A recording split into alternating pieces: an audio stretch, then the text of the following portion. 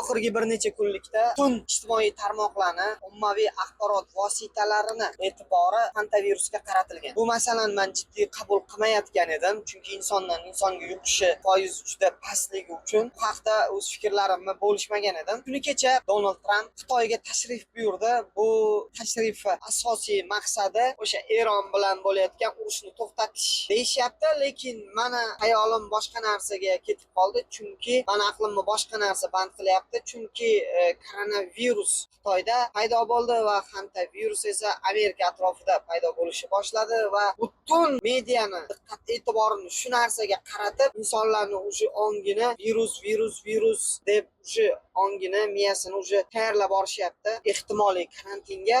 Mana o'ylashimcha, mana bu shaxsiy fikrim, bularning asosiy mavzusi o'sha yopiq parda ortida ehtimoliy karantin masalalarini kelishib olish va tovar zaxiralarini jamlab olish masalasi bo'lsa kerak deb o'yladim. Yana bilmadim, siz ham o'z fikrlaringizni, taxminlaringizni izohlarda qoldirib o'tib keting.